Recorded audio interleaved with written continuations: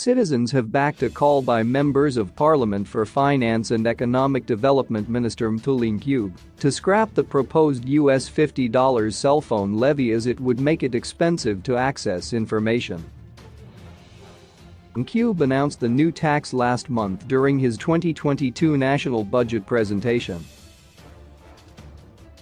He proposed to introduce a levy of US $50 which will be collected prior to registration of new cellular handsets by mobile network providers. Ncube argued that despite the fact that cell phones attracted a 25% duty, funds realized from the imported gadgets showed evasion of the customs duty as the mobile phones were easily concealed.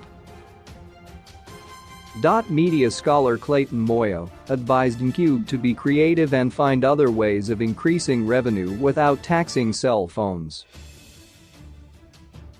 Said Ncube, "It is a terrible idea to levy taxation on new gadgets. I think the finance minister should be creative around taxation. As to where he should get his money, I don't know, but it must be far away from these gadgets that have increased access to information in the communities. We have made strides as a country in terms of getting more people to communicate to share information.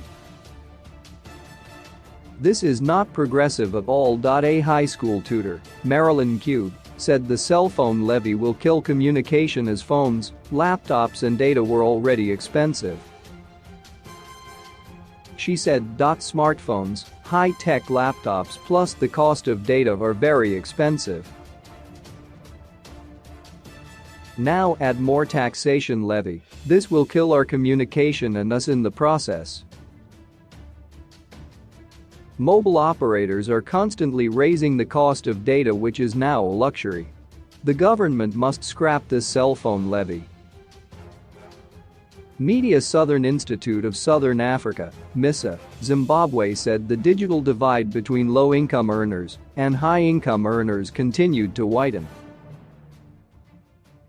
MISA implored the government, parliament and the Postal and Telecommunications Regulatory Authority of Zimbabwe, POTRAZ, to make sure that universal access to technology and the internet becomes a reality.